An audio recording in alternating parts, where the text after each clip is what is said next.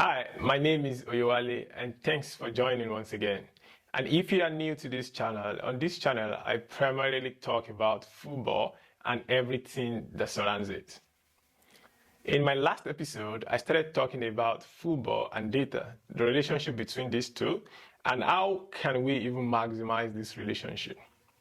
So today I'm going to be talking about a known metric system, a known metric evaluation, standardization across the football data world, which is called XG. XG literally stands for expected goal. The goal part is something that if you watch football often, or if you have been watching football for a while, you are well familiar with. The expected part is what we actually want to talk about. How do we formulate expected goal? Why do we even bother trying to predict an action or how well an action can lead to goal? Because that's what this XG stands for. It's basically a numerical value used to define how well a footballing action can lead to producing a goal. So which in turn determines the quality of that action, determines the quality of the player performing that particular action. That's basically what XGO is about. And like I said in my previous episode, one of the reasons why we bring data into any industry is for us to actually be able to do something like this. You want to be able to predict what the outcome should be or can be. And that's literally the same thing that happens in football. If you have been watching football for a while, you can just picture a scenario whereby you're watching a football game with someone, a friend beside you. And something that happens often is a striker or a midfielder missing a goal scoring chance, and you hear something like, oh, 8 out of 10, I can score that goal. 8 out of 10, 7 out of 10, another striker will score that goal. That's basically the same thing we try to achieve with XG. The difference is that with XG, we know the parameters that are responsible for us coming up with those values at the end of the day. Whereas if your friend is saying 8 out of 10, oh, I trust this so footballer to score that goal, to make a complete pass in that kind of scenario, they are largely relying on trust, vibes, bias, and these are the things that are very hard to measure in football world. And that's basically what we are trying to solve with the XG computation. Now, let's look at the XG itself. It's basically try to perform some kind of computation on existing, let me say, previous records of that particular action. So in context, if you pick a player at an area on the pitch, performing different types of footballing action, how often can that football action lead to a goal scoring chance? Now, after gathering the data, which should be exhaustive as much as possible, the quality completely depends on what you are gathering and how you are gathering it. But the objective here is that the data should be sufficient, should be exhaustive enough to be able to give you a reliable prediction. And the second step is the prediction, actually, which is where we perform the computation. Now, when you are carrying out the prediction, or let me say, when you are carrying out the computation for this XG, there are a lot of parameters which personally I don't think it's exhaustive. But just to also like drop from the influence of our primary, or let me say our common football knowledge, looking at any football game, what are the common actions that can lead to a goal, or that determines if you are going to produce a goal from a football action? You need to first look at the distance. How far away are you from the goalpost? You need to look at the angle. What is your angle relative to that of the goalpost? You need to look at your shot type. Now, if you play football, if you watch football keenly, you know there are several ways you can hit a ball with your foot, and that produces different outcome. Then you also need to look at the goalkeeper position relative to where you are trying to, or where you are making attempt to perform that football action. You also need to look at the clarity between the two positions. Is anything obstructing your view? How many players do you have in the view between you and the goalpost? Then you also need to consider pattern of play. You need to consider the pattern of play. You need to consider the energy. So these are things you need to consider when you are performing your computation, when you are trying to implement your model to calculate XG.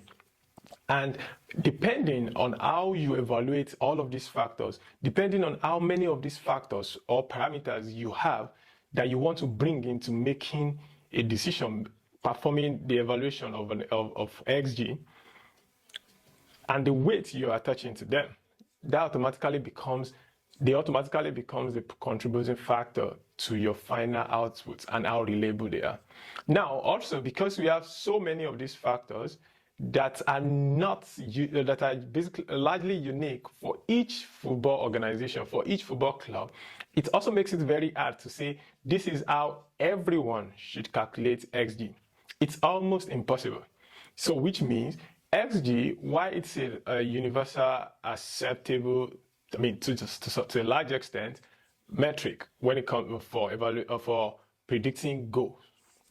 It is not, its computation is not something that is widely or let's say universally acceptable, because everyone tends to come up with what works for them, which is quite expected. Now, after going all of this through, the question that you probably be asking is, what do I tend to gain from performing all of these? Yes, expected goal. We've always had ways of predicting goals on our own, even without data. But to me, what you are doing is really not a fact-based prediction, but largely biased one. Now, from my explanation, you will discover that the first set of people that tend to benefit from this kind of evaluation are the footballers themselves. Which means if you're trying to develop a footballer, if you're trying to improve the approach or the outputs from a footballer, you can just use the expected goal value for all his or her footballing actions and use that to educate that footballer. For example, if I have a striker that is struggling with goals, but I have the data on his X values, it's much more easier for me to pick these values up and talk to the striker and say, hey, this is where you have your highest your highest XG, and these are the footballing actions that usually produce that XG. So then the footballer will try as much as possible to replicate that kind of scenario during the game. And with XG, with high XG means there's a high chance of you scoring goals. So that's one way where you can actually benefit from evaluating or calculating XG, player development.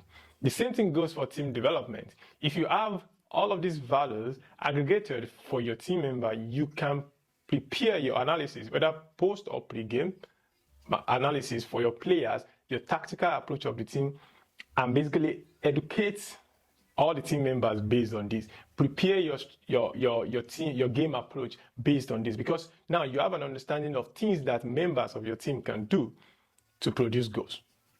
Then, the other third advantage of performing this kind of evaluation is the scouting part. As a coach, you've prepared all of your team strategy. You have an understanding of what is missing. Now, it makes it much more easier for you to now go to the transfer market and say, oh, I need a player that can produce at least this value of XGs in this type of football scenarios. Now, you're not just going to the market blindly or going to the market to just sign the most popular striker. You are going to the market to sign a player that fits into what your team is lacking. And the last part of why we do this computation is what we call predictive modeling. In predictive modeling, it's basically what I've been saying since morning. I can basically dry run my approach. Oh, if I start this player, I'm expecting this number of goals. If we as a team find ourselves in this scenario, this is what the expected outcome looks like. And with that, it enables us to go into a game with a realistic plan on what our expectation from that game is. And those are the core advantages, or let me say the core reasons why we perform this computation. Now, XG, the X part is not limited to G. So you can use the same thing. You can use the same approach to look at completed passes. You can use the same thing for footballing actions that can lead to assists. You can even use it to evaluate your goalkeeper to know where you expect a goalkeeper to make saves and where you expect them not to be able to make saves, or where you think they can't make saves.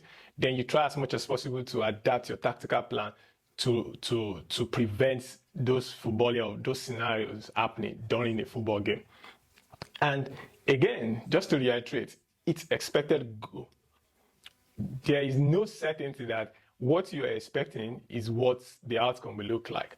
But having this kind of metric system, having this kind of computation as part of your tooling enables you, enhance your ability to actually to go into games, to go into the transfer market, to approach your teammate, your team member, your footballers with clear idea of what you want from them and what you can get from them.